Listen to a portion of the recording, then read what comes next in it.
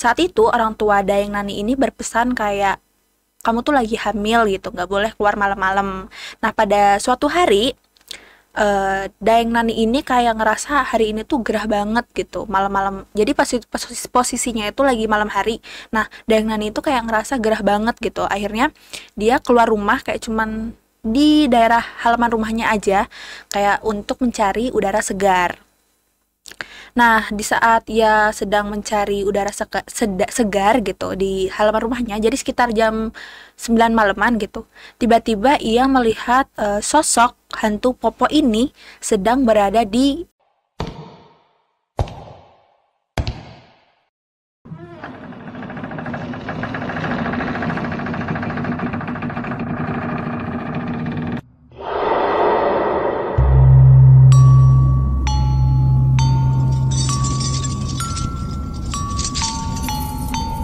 Halo teman-teman, balik lagi di channel NPC Media di segmen Ngopi, Ngobrol Creepy.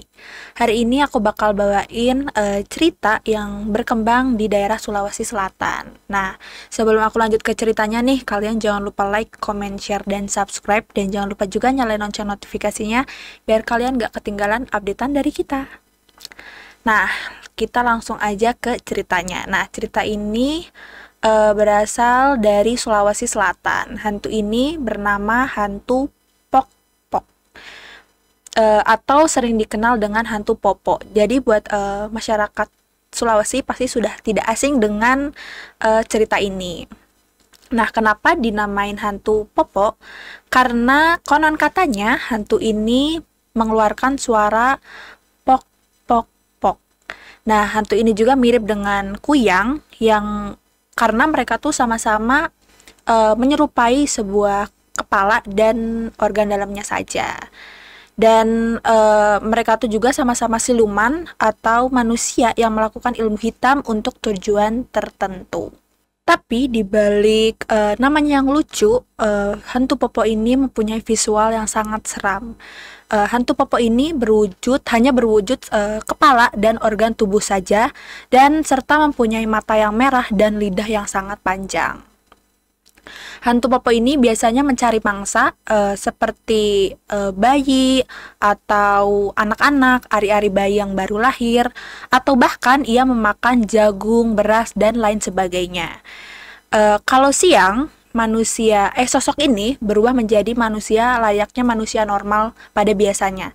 Tapi ketika malam hari, ia berubah menjadi kepala saja dan organ tubuh saja gitu. Kepala dan organ tubuh saja. Yang dimana emang udah banyak kayak darah-darah gitu loh. Ih, serem banget. Nah, masyarakat Sulawesi Selatan juga meyakini kalau hantu Popo ini bisa dihalau dengan berbagai cara, yaitu salah satunya membakar kulit kayak kulit bawang merah dan bawang putih, karena konon katanya hantu Popo ini tidak menyukai aroma tersebut.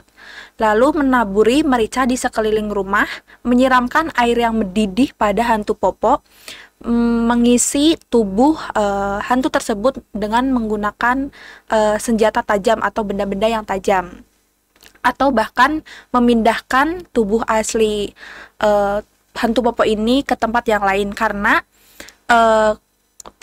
hantu itu bakal mati ketika ia tidak menemukan tubuh aslinya lagi. Nah, ada beberapa cerita juga nih yang pernah melihat hantu Popo ini secara langsung. Kejadian ini dialami oleh wanita yang bernama Nurlia pada tanggal 14 November 2023 silam. Nah, saat itu Nurlia sedang santai kayak duduk di depan rumahnya sehabis pulang kerja, jadi sekitar jam 10 malaman. Nah, ia mendengar suara orang berteriak-teriak seperti orang yang sedang mengejar sesuatu. Nah, mendengar itu, Nurlia ini mencari ke sumber suara. Dan ketika ia berlari ke lorong gang, ke lorong atau ke gang, saat itu sudah banyak warga yang sedang mengejar hantu Popo ini. Karena hantu Popo ini sangat cepat berpindah dari satu tempat ke tempat yang lainnya, jadi warga-warga yang ada di situ tuh lumayan kesulitan untuk menangkap hantu Popo ini. Nah, awalnya tuh hantu Popo ini berada di atap masjid dan lalu berpindah dengan cepat dan tiba-tiba menghilang. Jadi warga nggak sempat untuk menangkap hantu Popo ini. Nah, jadi ada cerita nih dari salah satu warga yang bernama Daeng Nani, berasal dari Bantaeng, Sulawesi Selatan. Nah, kisah ini terjadi pada saat Daeng Nani berusia 25 tahun dan sedang mengandung anak pertamanya. Nah, orang tua zaman dahulu itu kan biasanya suka masih kental dengan hal-hal bisnis kayak gini. Nah, saat itu orang tua Daeng Nani ini berpesan kayak kamu tuh lagi hamil gitu, nggak boleh keluar malam-malam.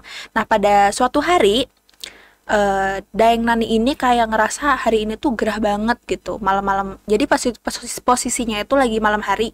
Nah, Daeng Nani itu kayak ngerasa gerah banget gitu. Akhirnya dia keluar rumah kayak cuman di daerah halaman rumahnya aja, kayak untuk mencari udara segar.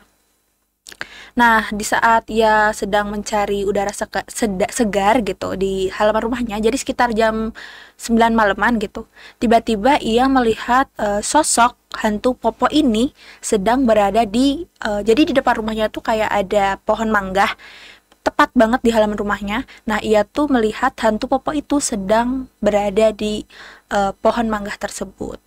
Nah, dengan cepat hantu Popo ini tiba-tiba langsung berada di depan mata Daeng Nani ini. Dan si hantu Popo ini kan cuman kayak berupa kepala dan organ tubuhnya aja kan, serta dengan mata yang merah dan lidah yang sangat panjang, dan kayak banyak banget darah-darah yang bercucuran di daerah leher hingga bagian organ dalamnya. Nah, melihat itu, seketika tubuh dari Daeng Nani ini bergemetar, dan gak lama kemudian orang tua Daeng Nani itu melihat anaknya tepat banget di depannya tuh ada si hantu Popo ini. Dengan cepat orang tua Daeng Nani membawa Daeng Nani ke rumahnya dengan tubuh Daeng Nani yang sudah gemeteran dan keringat yang sudah bercucuran. Untungnya orang tuanya ini lumayan kayak cepat gitu loh untuk ngambil Daeng Nani. Coba kalau dia rada terlambat dikit gitu, pasti gak tahu kan kayak kejadian apa yang bakal dialami oleh Daeng Nani ini dan anaknya. Dan konon hantu Popo ini dia akan pergi dengan sendirinya saat ia melihat mangsanya tidak mungkin ia dapati, dan ia juga bakal pergi ketika dalam kondisi yang ramai. Jadi dia emang nggak bisa berada di tempat yang ramai atau di banyak orang. Selain suara pok pok pok yang berasal dari tubuhnya, hantu Popo ini juga sering, jadi kita tuh bisa melihat, enggak melihat sih, kayak merasakan keberadaan hantu Popo ini ketika kita mencium aroma bau comberan. Comberan tuh apa ya, kayak bau solokan.